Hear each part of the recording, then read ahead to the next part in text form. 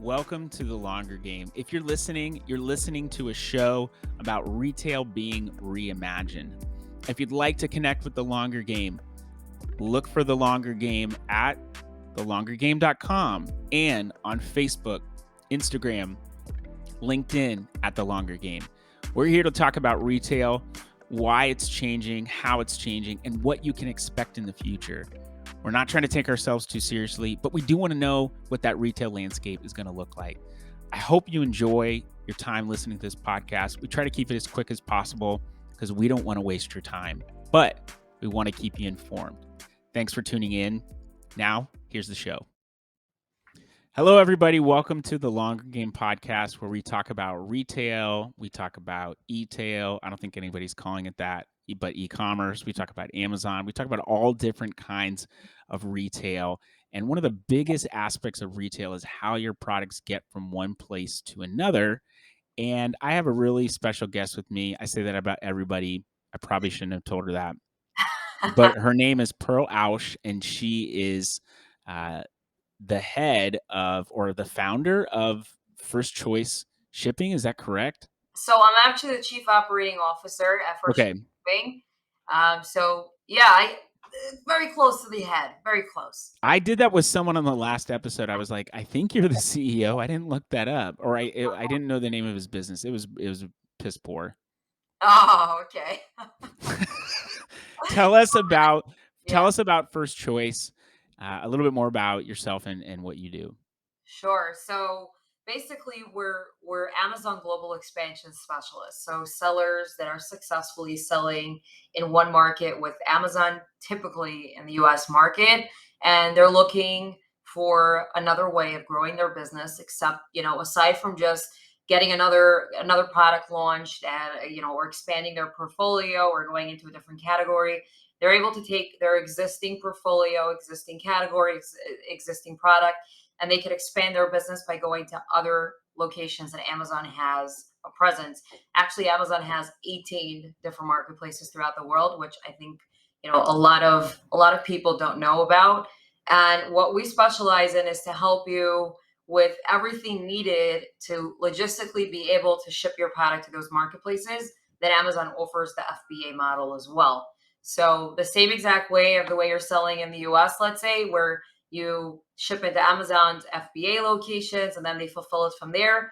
Amazon has the exact same model with the UK market, the Canadian market.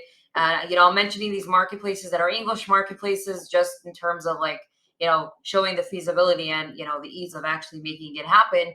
But there are a lot of marketplaces that are opening up constantly. Turkey's opened up recently. Brazil and Singapore Yep. recently. Okay. So these are some opportunities that people don't know about. So basically, what we do is we help you from A to Z to be able to ship into those locations, which includes, let's say, product approvals, the proper labeling, the licensing, the proper registrations, the tax registrations, things There's like a that. lot of stuff if you want to expand Oh, you internationally. bet. Oh, you bet. And that's the reason why people don't want to do it. They're afraid. So Right. yeah, so we basically sort of, take over all the red tape and sort of hold your hand and tell you, this is actually possible. And therefore, we're Amazon's number one recommended provider for this service, where if a seller wants to expand globally, they would introduce them to First Choice Shipping, and then we would take over from there and actually make it happen.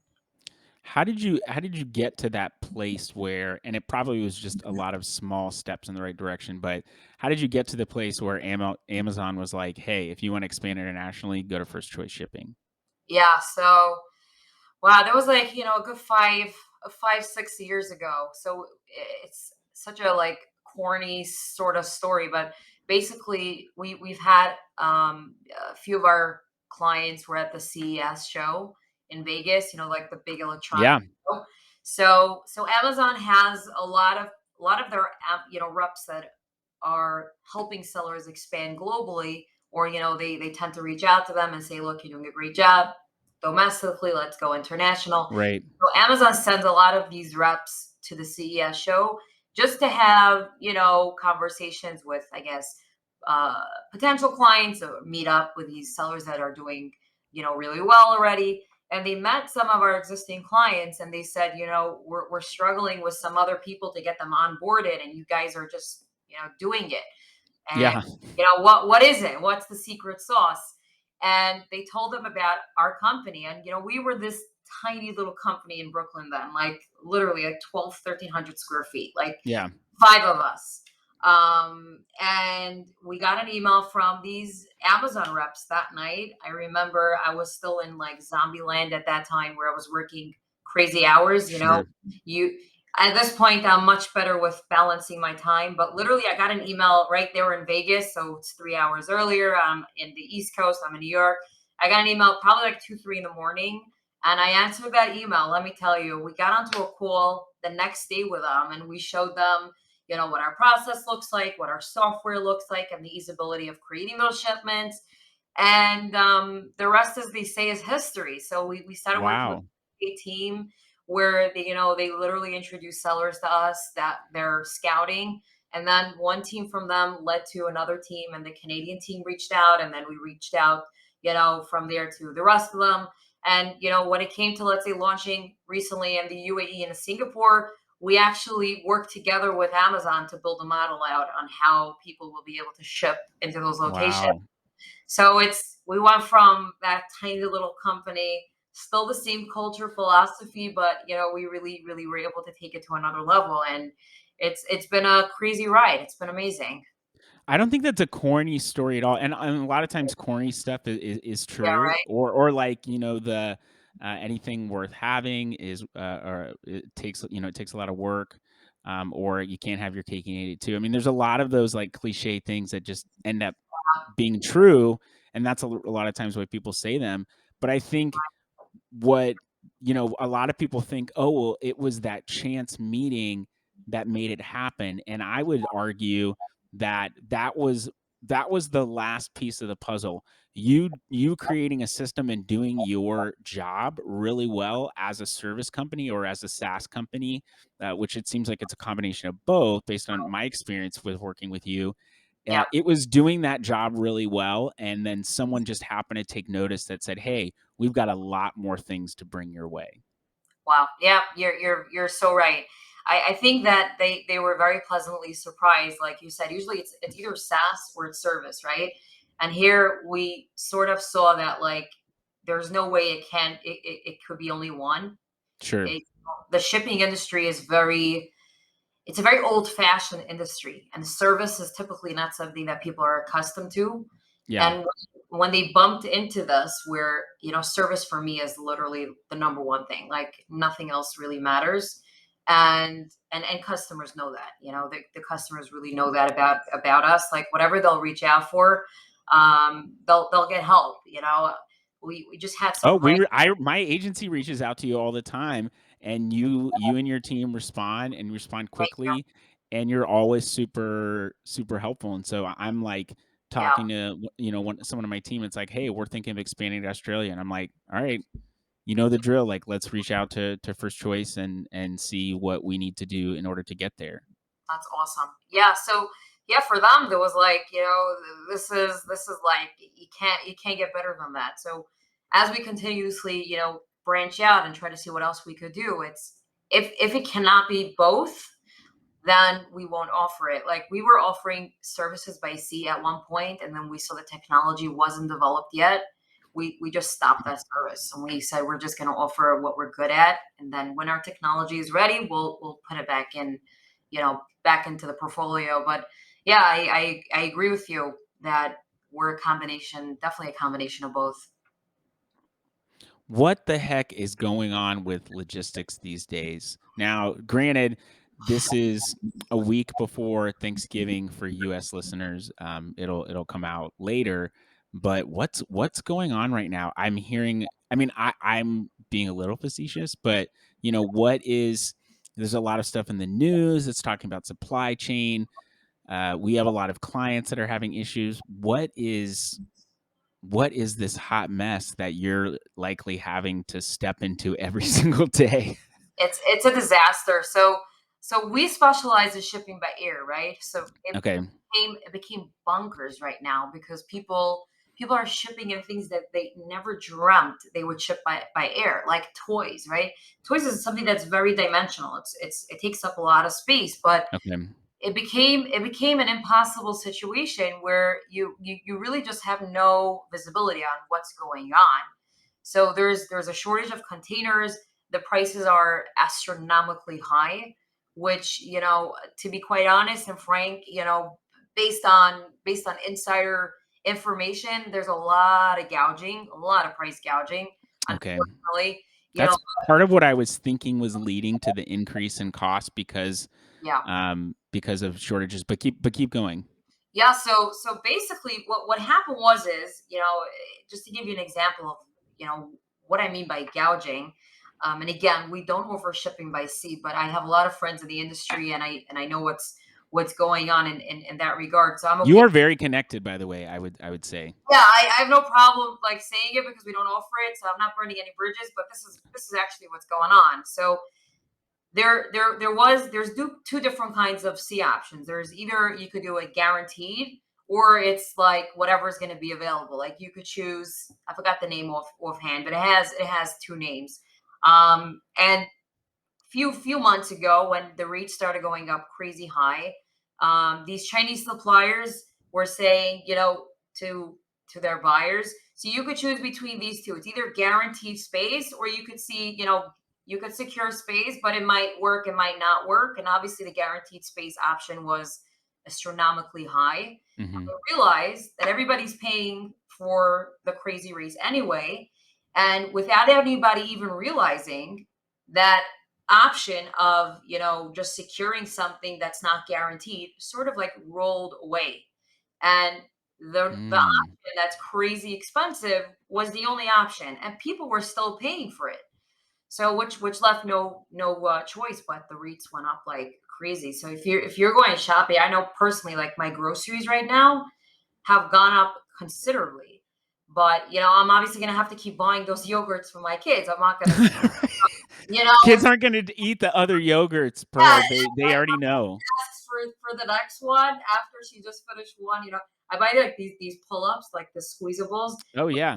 They have like literally like I don't even know what's inside, like a few ounces, but Hmm. people love it. So it's like one after the next, and after the next, and but the prices are insane. Like I don't know what's gonna be right now. I don't know. I have no answer. With inflation and all that, it's sort of a disaster. Well, in changing, just speaking about kids, at least my daughter notices, what is this, like, this package is different. What's up with this? What is this different color on this package? Like, they notice stuff like that, Oh, you bet. and it's harder the older they get, I feel like the more they notice it. And so she's like, why does this container look different? She gets very skeptical, and it's like, oh, it's the same thing. Just go ahead and eat it. but Oh, it but it tastes different to her, quote unquote. I mean, it could really have a different flavor, but a lot of times it's like, yeah, I don't know about that. it's a whole different world right now that we have to learn how to navigate. And I don't know what to answer you except for we're hoping that by the summer things should settle down. And people are becoming a little bit more creative on how they're dealing with how to get these shipments out from the port. Like there's a big issue where there's a shortage in chassis.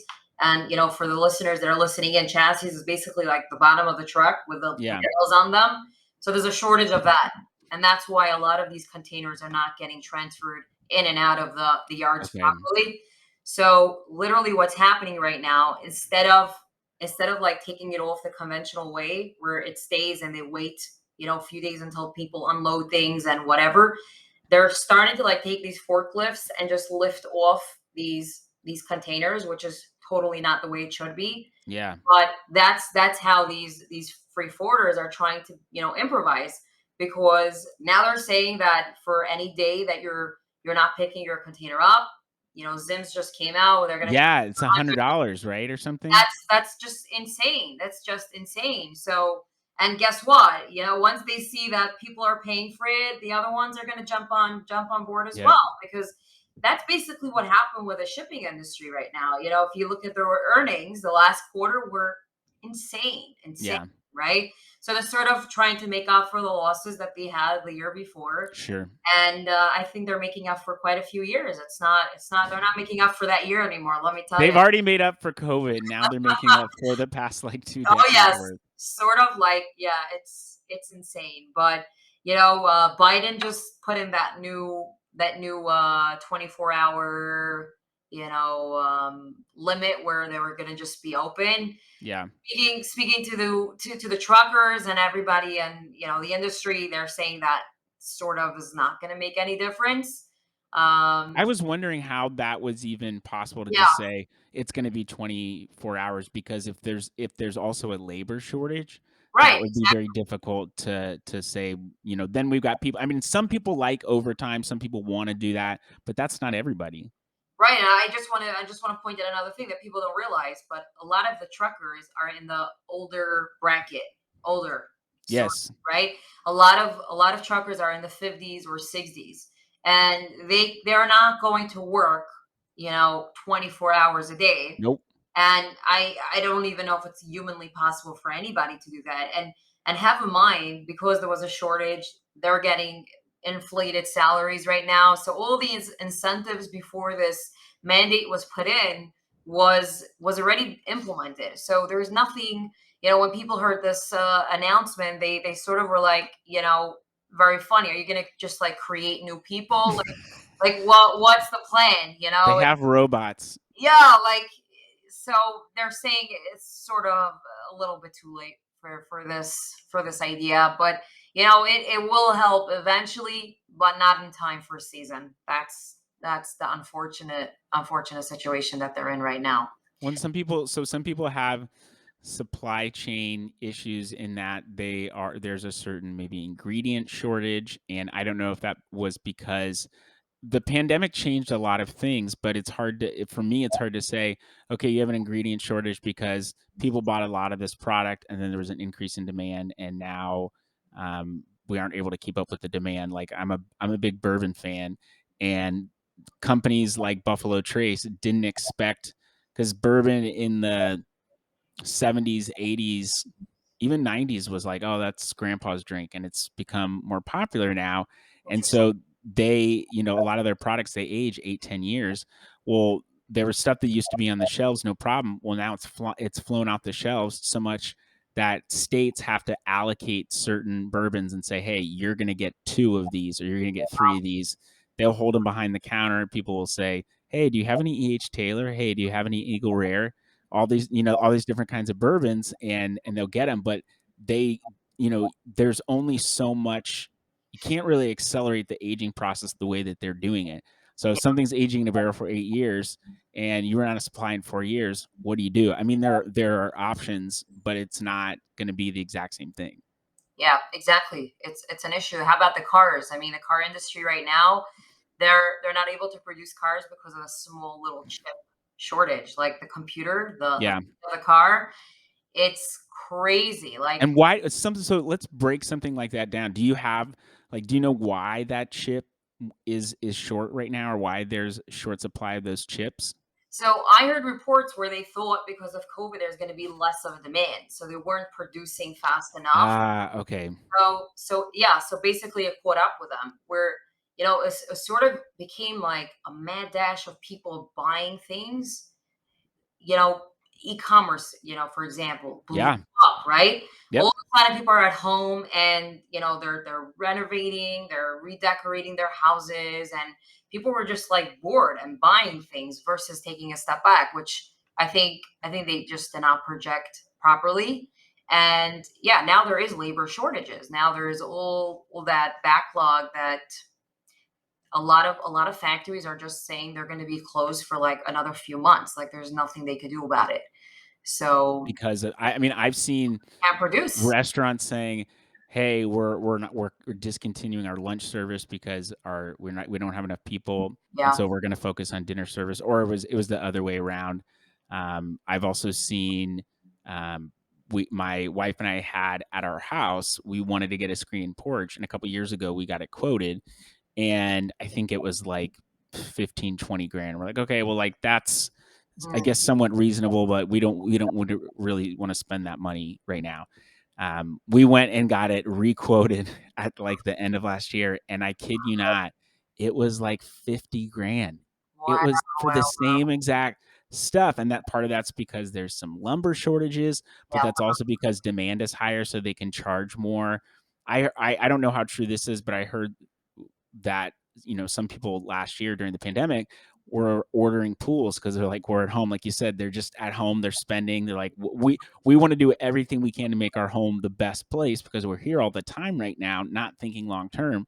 And so being able to put in a pool was not possible until like the summer of 2021. But I'm like, I feel like people would eventually say, I'm going to get off the waiting list because I don't want to pay this much, or it's not as big of a deal, but it seems to still be a problem for some items.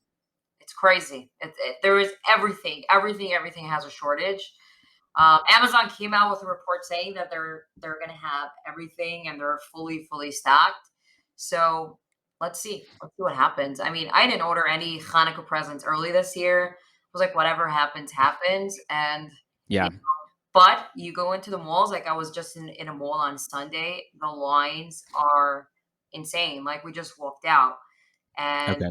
like we're not going to wait. So it does seem like there are a lot of early shoppers this year just because of the hype that went all around it, Okay. which I get people. I get it, it's the time of the year people want to celebrate and be happy and they're finally able to get out. So, but you started off saying about retail in the beginning. It definitely seems like retail is booming. I'm curious to see what numbers will come out after Q4. I don't I always one of the things that I appreciated about the pandemic is I had worked retail at some point, and there seemed to be this increasing focus on starting Black Friday sales earlier and earlier at midnight. Now Yeah. at 6 p.m. on Thanksgiving. Now we're open all Thanksgiving Day. Well, that means somebody has to come in and work Thanksgiving Day, and they don't potentially get to be with their family. And it's one day. I know a couple days out of the year, your employees are going to be happier if they don't have to worry about working those. But big companies were starting to say, let's be open all the time. This is a great idea. We're going to earn so much more revenue. And I think the shift towards e-commerce and some stuff with the pandemic said, hey, we're staying closed on Thanksgiving this year. We're staying closed on this day. I don't know. I haven't seen a lot of commercials for stores right now, but that was one of the things I appreciated was because there was a lack of demand, they actually said, okay, let's not require people to come in because it was a I don't know if it was a they did it because they were trying to be great employers. It just was a cost savings. Like we're not going to make enough to Yeah, pay I for these don't people think coming they were in.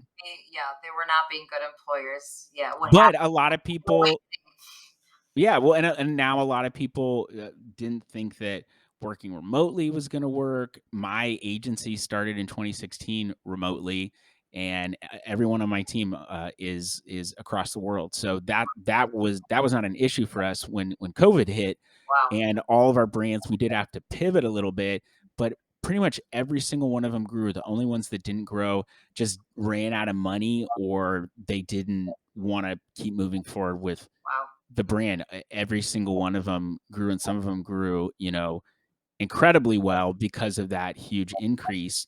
And I've seen a lot of brands say, well, I haven't seen a lot of brands say this, but I've seen the brand saying, we want to get on Amazon, we want to get on Amazon. And one of them that was a CPG food brand that was really in-store focused said COVID was a wake-up call that we were not Wow. visible on Amazon, which when we think about Amazon, you could say e-commerce as well. Uh, Amazon just happens to dominate the e-commerce sector, taking up 40% of all e-commerce sales, and so they get a lot of the focus when we talk about visibility, and people use it as a product search engine, yada yada yada. But more people were like, hey, we can't solely rely upon brick and mortar locations to drive sales because we don't, not that we're expecting another pandemic, but each channel has volatility. Sellers that we work with that are only on Amazon, we say you need to have your own Shopify store. Let's see what other channels we can get you into because there are volatilities with Amazon. 100%. My grandmother, I have a 70-year-old grandmother. That was her go-to place throughout the pandemic. She figured out how to order on Amazon, and that's where everything came from. And her local grocery developed this app, and she started ordering from there. And guess what? She's still doing it now. She Yeah. speaks to that. It's easy, it's great, and they deliver. She struggled in the beginning for a little bit, and I guided her through it, and she's doing great. So I was looking for statistics on because I felt the same thing that we were seeing an increase in sales in e-commerce, not just because people couldn't go out, but there was greater adoption across all kinds of, age groups of people. And I couldn't find information on that, but I'm just going to say that this anecdotal information that you share with me proves that the thing I was saying is right about everybody, even though I don't really know. definitely, definitely, a report from the community over here in Brooklyn. Okay. As verified my findings that Yes. all age groups are utilizing it. But when people are forced into doing something because they can't go out because of safety, well, okay, I guess I'll give this a try. Oh wow, who knew ordering online could actually be this easy and it's not as complicated? Because a lot of times people say, "Oh, I don't know about any of that online stuff."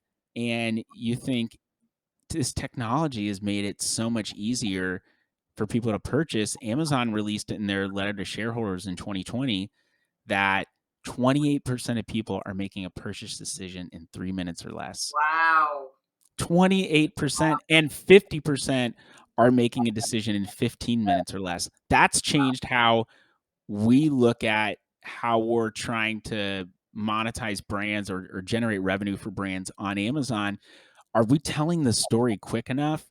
Are we engaging people quick enough? All that stuff makes a big, big difference. Yes, I just heard somebody, I forget his name, but he was putting down the way digital marketing was, 20 years ago, with just an example of a Coca-Cola ad. So the ad from a Coca-Cola, from a Coca-Cola advertisement was slow slides, and you looked here, and then you looked there, and you looked straight, Mhm. and then he said that the science and the data that was coming back is that as the generations continued, we are just super hyper, like we're not focused, right? We Yep. have everything needs to be super, super fast. Like I go on WhatsApp now, and they have this new feature where you can listen to 2 times speed.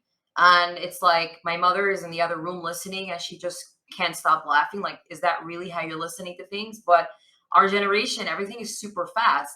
So these Coca-Cola ads is, they literally studied how fast things need to be. And if you watch an ad now, it's like you're looking here, there, and there. You're just like you can't even Yeah. like focus. But that's the way we are right now. And when you're giving over that report of like how quick we purchase on Amazon, it's insane, because you're going to see how our kids are going to be ordering in just like 2 seconds probably.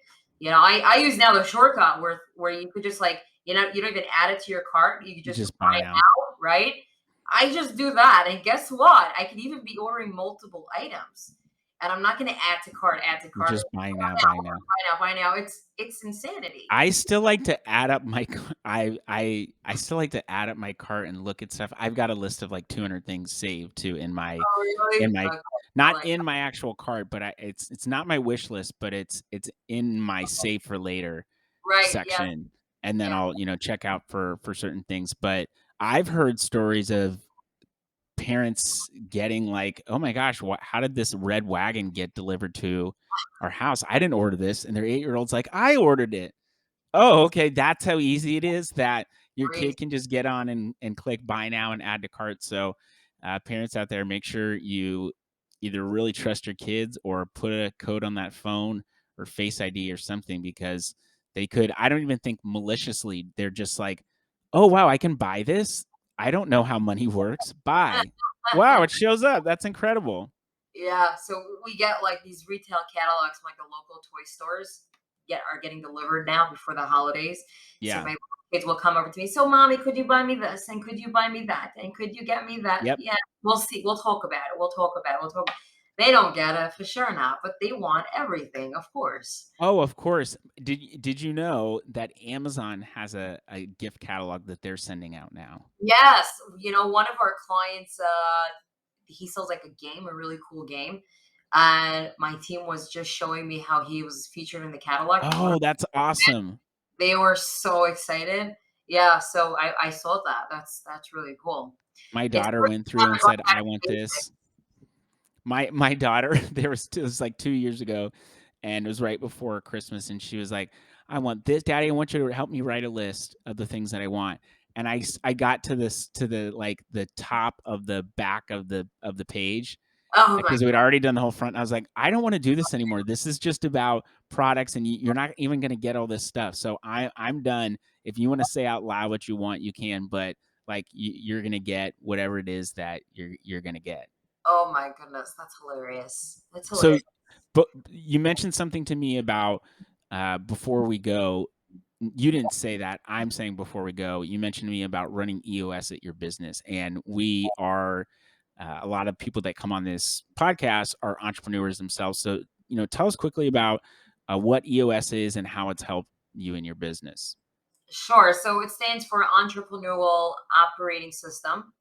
And basically, we were struggling where, firstly, the hierarchy, who is doing what? And do you have the capacity? We call it the GWC, where you get it, you want it, and you have the capacity for it. Okay. So, it all boiled down to where we needed better accountability, because either somebody had way too much responsibilities, or somebody thought they had too many responsibilities, but they weren't managing their time properly. So we found that the EOS system is something that would really, really work for us rather. And basically the whole method around it is having every single task in your position according to the hierarchy, right?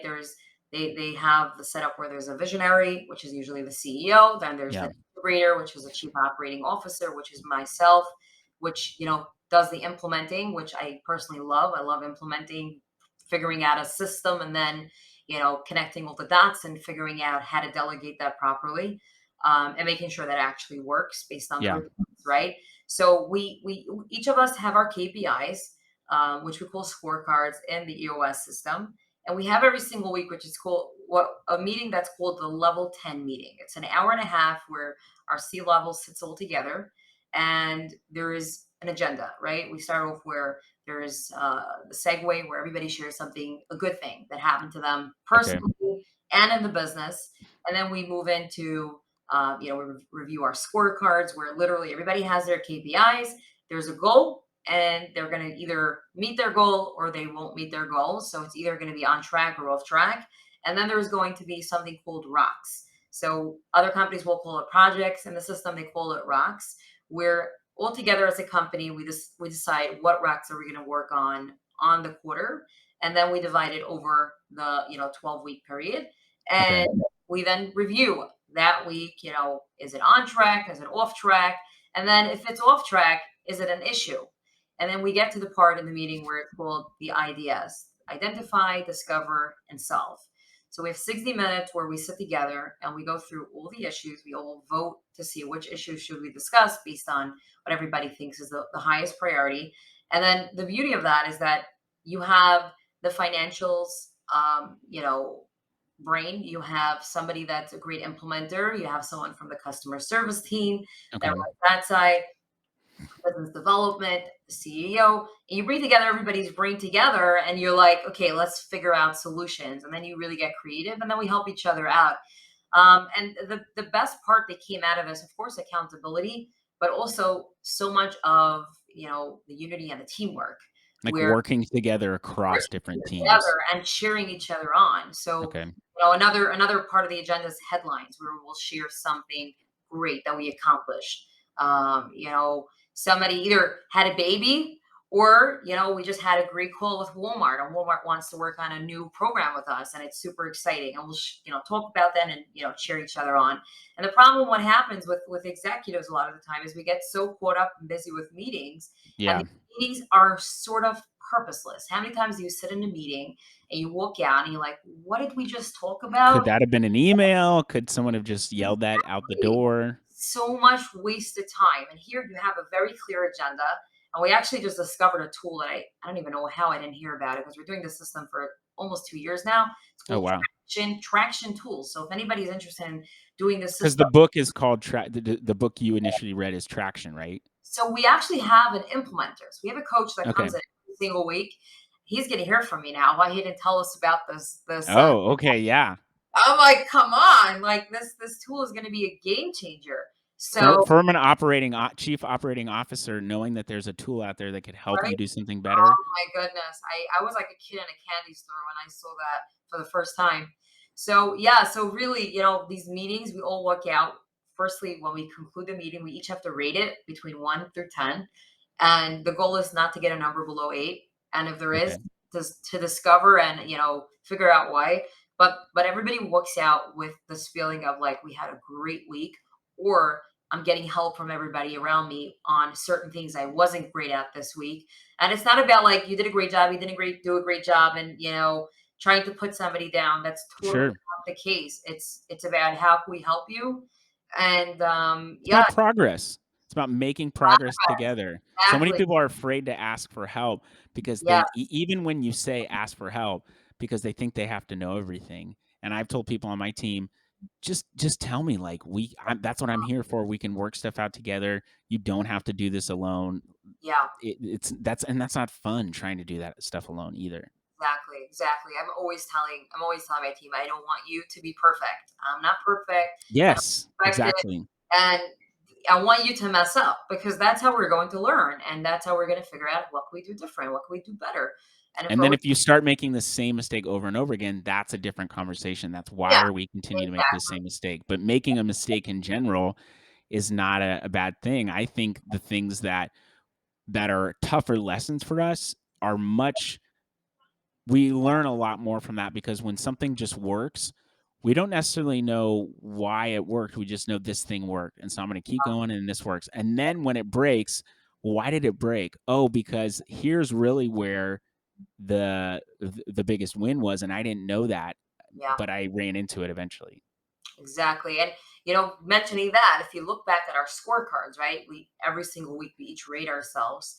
We could then go back and backtrack and see, this week was that pinnacle of growth. This is when things started going Uh, up, or this is when things started going down because that happened.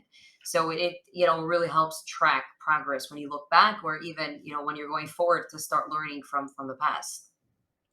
so if people want to find you, where can they find you? Are you going to be in one of those lost shipping containers? Are you going to be working the docks because now they're open 24/7? If someone wanted to find out more about you or First Choice Shipping, where should they look? So they could hit me up on LinkedIn, or they could just email me. My email is pearl@firstchoiceship.com, or again, Pearl Ausch on LinkedIn. Yeah, I'm pretty active over there. I love LinkedIn. It's great. Get a lot of business. That's how I got to know you. Yeah, exactly. Yes, it's a great platform. But yeah, either by email or by LinkedIn, and happy to help or answer any questions or direct you further to someone that can help you. That's what we're here for ultimately, right? Exactly. Yeah. Well, thank you for coming on. People, if you need help expanding internationally to Amazon specifically, and it sounds like potentially other opportunities in the future, but Yeah. reach out to Pearl and her team at First Choice Shipping. This is the end of the show, and that's when we stop things. So I'll talk to you guys later. Thank you for having me. Yep. Thanks for coming on, Pearl. Thank you for listening to The Longer Game. We genuinely appreciate your time. And if you want to connect with us, please reach out to thelongergame.com. You can fill out a contact request form there. You can also find us on majority of the social media platforms, except for Twitter. That's the only one that we're not really on. This show is brought to you by my agency, Cartology, where we're helping brands accelerate growth and become profitable on Amazon. If you'd like to know more, go to thinkcartology.com, fill out a contact form, and we'll get on the phone. That's what it's all about, connecting with you and building a relationship.